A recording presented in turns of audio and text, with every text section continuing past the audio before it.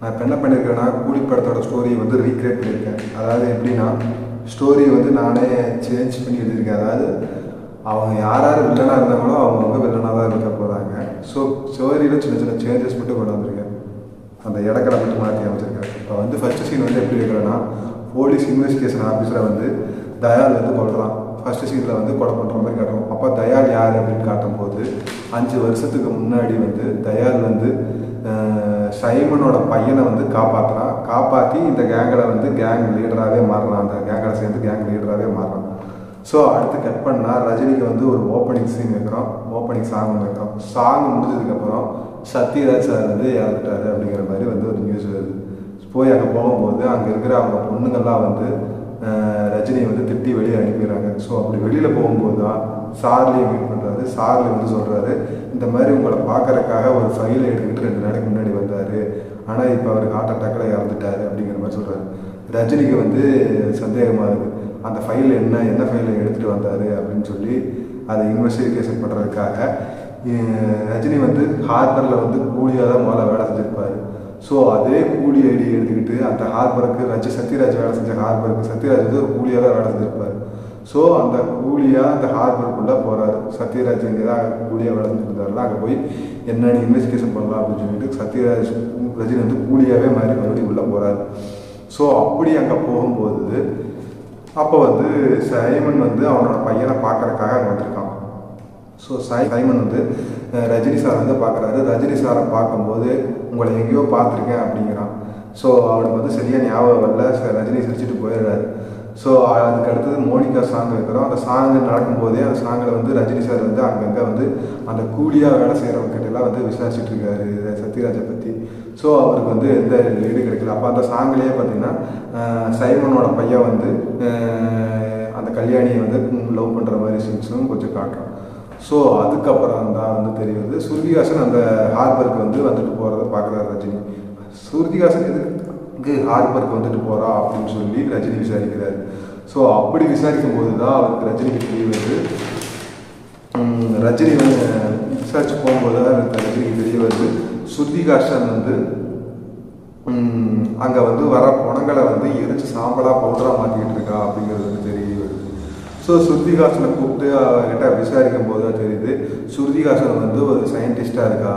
So அந்த சயின்டிஸ்டாக இருக்கும்போது அவள் கண்டுபிடிச்ச ஒரு மிஷின் வந்து அதாவது குப்பைகளை அழிக்கிறதுக்காக அவள் வந்து ஒரு மிஷின் கண்டுபிடிச்சிருப்பாள்.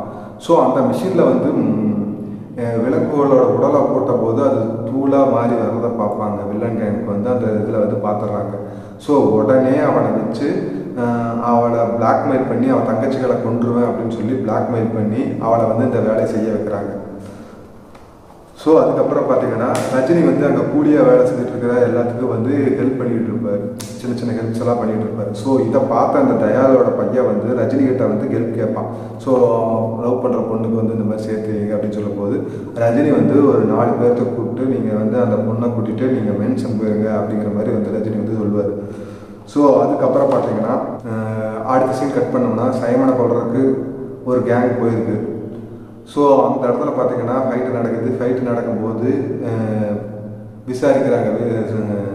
சைமன் வந்து விசாரிக்கிறாங்க யார் அவங்கள கொல்ல அனுப்புனது அப்படின்னு சொல்லும்போது நாங்கள்லாம் வந்து போலீஸு தயாளு தான் வந்து எங்களை அனுப்புனா அப்படிங்கிற மாதிரி வந்து சொல்லிடுறாங்க. ஸோ தயாளு அப்படின்னு சொன்னதையுமே அங்கேருந்து வீடியோ காலில் வராது. அதாவது ஹார்பரில் வந்து ஒரு பெரிய டிவி இருக்கிற மாதிரியும் அந்த டிவியில் வந்து ஒரு செட்டப் வீடியோ காலில் வந்து அந்த தயாளை வந்து நீங்கள் கொல்லுங்கள், கொல்றவனுக்கு 2 கோடி அப்படிங்கிறாரு.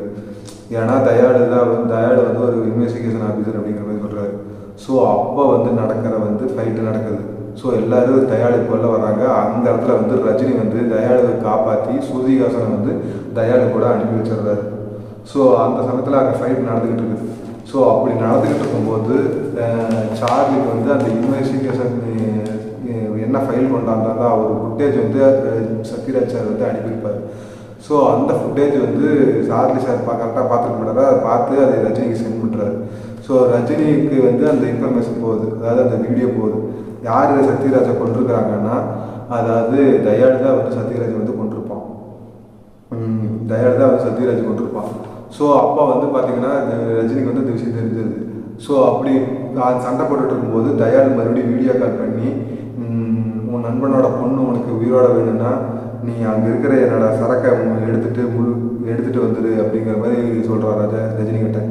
ரஜினி வந்து நீ தான் அந்த கூலி எனக்கு அப்படி நீ தான் அந்த பவர் ஹவுஸ்னு எனக்கு தெரியும், உன் நண்பன் வருவான்னு சொன்னான், 30 வருஷமான கோல் வச்சுருக்கிறேன் அப்படிங்கிற கிளாஸ்பேக் ரஜினி சொன்னதை வந்து சத்யராஜ் சொன்னதை வந்து ரஜினி சார் கிட்ட சொல்கிறான். ஸோ அப்படின்னு சொன்னதையுமே அவங்க சைமன் வந்து தயாளு ஆளுகளோட ஃபைட் பண்ணிகிட்டு இருப்பான். அப்போ ஃபைட் பண்ணிகிட்டு இருக்கும்போது ரஜினி கிட்ட கேட்குறான், யாரா நீ அப்படின்னு சொல்லி கேட்குறான். அப்படின்னு சொன்னதையுமே ரஜினிக்கு இருக்கிற இந்த பவர் ஹவுஸ் எல்லாத்தையும் அடிச்சுட்டு இருப்பான்ல, நார்மலாக சண்டை போட்டுட்டு இருப்பான். ஃபஸ்ட்டு வந்து சாதாரணமாக சண்டை போட்டுருப்பான். அதுக்கப்புறம் தான் பார்த்தீங்கன்னா பவர் ஹவுஸ் அப்படிங்கிற கோடு வேறு சொன்னதையுமே ரஜினி எல்லாத்தையும் அடித்து கொள்றாரு. அப்படி கொல்லும் போது ரஜினியோட ரத்தம் வந்து தெரியுது, ரஜினியோட மூஞ்சில் வந்து படுது. அப்போ சைமன் பார்க்குறான். அப்போ தான் அந்த கிளாஸ் பேக் வருது, ஓப்பன் ஆகுது. ரஜினி வந்து அவங்க அப்பாவை கொண்டது அந்த சீனை வந்து அங்கே காட்டானதையுமே பிடிச்சதையுமே ரஜினி சார் கிட்ட சைமன் சொல்கிறான், உன்னை முடிக்காமல் விட மாட்டேன்டா அப்படிங்கிறாரு. சைமன் வந்து அப்போ என்னங்கிறான், சைமன் வந்து உன்னை முடிக்காமல் விட மாட்டேன்டா அப்படிங்கிறான். அப்போ ரஜினி சார் என்னங்கிறாரு, முடிச்சிடலாமா அப்படின்னு சொல்லிட்டு ஒருத்தனை அடிச்சு பொழக்கிறாரு. அந்த இடத்துல இன்டர்வல் பிளாக் போடுறோம். இந்த பக்கம் சைமன், இந்த பக்கம் தயாளு. சும்மா அப்படியே ரெண்டுக்கு நடுவில் தலைவர் அப்படியே மாதம் ஒரு இன்டர்வல் அடிச்சுட்டு போகிறோம். இந்த இடத்துல இன்டர்வல் முடிக்கிறோம். இந்த இன்டர்வலுக்கு அப்புறம் வந்து பார்த்தீங்கன்னா கிளாஸ் பேக் வந்து போகுது. ஸோ சத்யராஜும் ரஜினி சார் வந்து சின்ன வயசுலேருந்தே ஃப்ரெண்ட்ஸாக இருக்காங்க. ஸோ சத்யராஜ் சார் பார்த்தீங்கன்னா அவரோட தங்கச்சியை வந்து ரஜினி சார் கல்யாணம் பண்ணி கொடுத்துருக்காரு. ரஜினி சார் வந்து பார்த்தீங்கன்னா கூலிகளோட லீடராக இருக்காரு. ஸோ அப்போ கூலிகளுக்கு ஆபத்து வருது. அதாவது என்னென்னா வெளிநாட்டுக்கு கூட்டிகிட்டு போய் கூலிகளை வந்து இவங்க அடைச்சி வேலை வாங்குறதா வந்து ஒரு நியூஸ் வருது. ஸோ ரஜினி சார் போய் அங்கே போய் காப்பாற்றலாம் அப்படின்னு சொல்லிட்டு போகும்போது சத்யராஜ் சார் என் தங்கச்சி வந்து இப்போ மாசமாக இருக்கா, நீ அவளை விட்டுட்டு போகாத அப்படின்னு சொல்லி சொல்கிறாரு. ஸோ ரஜினி சார் அதை மீறி போய் அங்கே இருக்கிற கூலிகளை வந்து மீட்டு கூட்டிகிட்டு வர்றாரு. மீட்டு கூட்டிகிட்டு வரும்போது பார்க்கும்போது சத்யராஜோட தங்கச்சி வந்து இறந்துருக்கா. ஸோ அதனால் வந்து சத்யராஜுக்கு அவங்களுக்கு வந்து மனஸ்தாபம் ஆயிடுது. ஸோ அந்த கூலிங்களை வந்து அங்கே அழைச்சிட்டு போனது தான் சைமனோட அப்பா. சைமனை வந்து அதனால தான் ரஜினி சார் வந்து கொள்றாரு. ஸோ சத்யராஜ் சார் பார்த்தீங்கன்னா ஒரு வீடியோ வந்து ரெக்கார்ட் பண்ணி ரஜினி சார் எழுதியிருப்பார். ஸோ அதில் என்ன எழுதியிருப்பாருன்னா, இந்த வேலைக்கு வர கூலிங்களோட இதயத்தை ஆர்கன்ஸாக வந்து திருடி வெளிநாட்டில் இருக்கிறவங்களுக்கு வந்து விற்றுக்கிட்டு இருக்காங்க. ஸோ இவங்களை நீ தான் காப்பாற்றணும் அப்படின்னு சொல்லிட்டு ஒரு 50 பேர்த்த சொல்லுவார். 50 பேர்த்த வந்து ரஜினி சார் என்ன பண்ணுவார்னா அவரோட மேன்ஷனில் போய் தங்க வச்சுருவார். ஸோ எல்லாத்துக்கும் டவுட் வரலாம், தயாளு வந்து ஏன் சத்யராஜ் சாரை கொண்டாரு அப்படின்னு சொல்லி. அப்போ தயாளு கால் பண்ணி சொல்கிறான், உன் நண்பன் வந்து உன் ஃபைலை பூரா எடுத்துகிட்டு போலீஸ் ஸ்டேஷனுக்கு போனால் அவன் அங்கே போயிட்டான்னா சைமனோட ஆளுங்களை வந்து சைமன் வந்து மாட்டுவான். சைமன் மாட்டினான்னா நான் என் சரக்கை எடுக்க முடியாது, அதனால தான் அவன் நண்பனை கொண்டேன் அப்படிங்கிற மாதிரி சொல்லிடுவான். ஸோ இங்கே இருக்கிற கூலிங்க 50 பேரும் அந்த மேன்ஷனுக்கு போயிடுறாங்க.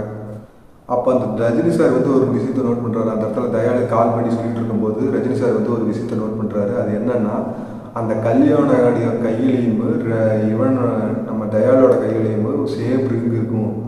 ஸோ அதை பார்த்ததையுமே ரஜினி சாருக்கு லைட்டாக டவுட் வந்துடும். ஸோ அது மட்டும் இல்லாமல் ரஜினி வந்து பார்த்திங்கன்னா கூலிங்க கிட்ட மட்டும்தான் வந்து சத்யராஜ் சாரை பற்றி விசாரிச்சிருப்பார். ஆனால் இவனுக்கு எப்படி நான் பவர் ஹவுஸு நான் தான் நண்பன் தெரிஞ்சுருக்கேன் அப்படின்னு பார்த்தா கூலிங்களை தவிர வேறு விசாரித்த ஒரே ஆள் அந்த கல்யாணி மட்டும்தான். ஸோ அவன் வந்து கல்பிரேட் அப்படின்னு சொல்லி ரஜினியோட ஆளுகளை வச்சு அவளை அங்கே வச்சு லாக் பண்ணி பிளாக்மெயில் பண்ணி ஸ்ருதிஹாசனை வந்து வெளியில் எடுத்துடுறாங்க. ஸ்ருதிஹாசன் வந்து அங்கே வந்து ட்ரெயினில் ஏறி வந்துடுறான். ஸோ அதுக்குள்ளே இவன் என்ன பண்ணிடுறான், அந்த சைமனோட பையன் ஸ்ருதிஹாசனை கட்டி போட்டு வச்சதையுமே அங்கே ஒரு ட்ராமா பண்ணுறான். இவங்கெல்லாம் என்னை பிடிச்சி கட்டி வச்சு உங்கள் அப்பாட்ட போட்டு கொடுக்க பார்க்குறாங்க அப்படின்னு சொல்லி ஒரு ட்ராமா பண்ணுறான். ஸோ அப்போ இவன் வந்து கரெக்டாக அவுத்துட்டு தப்பிச்சு போகலான்னு பார்க்கும்போது சைமனோட பையனை அடிச்சுட்டு அந்த 4 பேர் அங்கே இருக்கிற ரஜினியோட 4 ஆளுங்களை அனுப்பிச்சிருப்பார்ல அவங்களை கூட்டிகிட்டு போய் மென்ஷனில் வைங்க அப்படின்னு சொல்லி அவங்களையுமே அடித்து அங்கேயே கொண்டுடுறான். ஸோ அப்போ தான் தெரியுது இவங்க 2 பேரும் ஒரு பார்ட்னர் அப்படின்னு சொல்லி. ஸோ அப்போ வந்து சைமனோட ஆளுங்க வந்து ரஜினியை கொள்றதுக்கு வந்து காரில் வர்றாங்க. அப்போ தான் கண்டெய்னரில் எடுக்கிறார் ரஜினி. அந்த ஸ்மக்லிங் பண்ணாங்க கண்டெய்னரை எடுத்துக்கிட்டு வராரு. ஸோ அப்போ அங்கே ஒரு கார் ஃபைட்ஸ் இருக்கிறோம். ஏன்னா ரஜினி சார்னால சண்டை போடுற அளவுக்கு முதல்ல இல்லை. இப்போ நம்ம லாரியில் வந்து அந்த பாட்டு போடுறோம். இப்போ ரெட்ரோ ஸ்டாங் வந்து அந்த சாங் வந்து அந்த இதில் பாடுது. இதில் அந்த லாரியில் கண்டெய்னர் லாரியில் வந்து இப்போ பாடுது. ரஜினி சார் எல்லாத்தையும் எல்லா வண்டியும் அடித்து தும்சம் பண்ணுறது அந்த இடத்துல. ஸோ அதான் சீன். ஸோ இப்போ சைமன் வந்து ரஜினிகிட்ட கால் பண்ணி உன்னோட நீ அந்த கூலிங்களை காப்பாற்றிட்டேன்னு நினச்சிக்கிட்டு இருக்கிறியா, அந்த கூலிங்களை கொள்றதுக்கு நான் ஆல்ரெடி அனுப்பிட்டேன், உன் மேன்ஷன் என்னன்னு எனக்கு தெரியாதா, மேன்ஷன் என்னன்னு தெரியாதா அப்படின்னு சொல்லி அந்த மேன்ஷனுக்கு ஆளுகளை எல்லாம் அனுப்பியிருப்பார். ஸோ அங்கே போனேன், அவனோட ஆட்களை வந்து கொல்ல வரானுங்க. அப்போ தான் அந்த மேன்ஷனில் எப்பயுமே திறக்காத ஒரு ரூம் இருக்கும். ரஜினி சார் அந்த டெலிஃபோன் பூத்தை வச்சுருப்பார். ஸோ அந்த டெலிஃபோன் பூத்தில் வந்து பார்த்தீங்கன்னா அந்த டெலிஃபோனில் பார்த்தீங்கன்னா எந்த காலுமே வராது. ஸோ ரஜினி சார் அந்த கால் வந்ததே அந்த ரூம் கதவை திறக்குது. அப்போ தான் அங்கே ஆளுகளெல்லாம் அடிக்க வர ஆளுகளை அடித்து பறக்க விட்றாரு கைலாசா. ஸோ அந்த இடத்துல தான் உபேந்திர சாருக்கு வந்து இன்ட்ரோடக்ஷன் வைக்கிறோம். ஸோ ஃபோனை எடுத்து ஆனால் என்னன்னா முடிச்சிடலாமா அப்படின்னு சொல்லி கேட்குறாரு. முடிச்சிடலாமா அப்படிங்கிறாரு. அதுக்கப்புறம் ஃபோனை கட் பண்ணுறா. அங்கே ஒரு ஃபைட் சீன் மாதம் வந்து இருக்கிறான். ஸ்ருதிஹாசன் வந்து ஸ்டேஷனில் வந்து இறங்குறா. அப்போ வந்து ஸ்ருதிஹாசனை வந்து தயாளோட ஒய்ஃப் அதாவது கல்யாணி வந்து கன் பாயிண்டில் கூட்டிகிட்டு போக ட்ரை பண்ணுறா. அப்போ பார்த்தீங்கன்னா சைமனோட ஆளுங்க வந்து அவங்க 2 பேர்த்தையும் அழைச்சிட்டு போயிடுறாங்க. ஸோ ஆல்ரெடி வந்து கல்யாணி வந்து தயாளுக்கு ஃபோன் பண்ணி அவன் பையன் அந்த காரில் இருக்கான், அவனை இது பண்ணிடு அப்படின்னு சொல்லியிருப்பான்.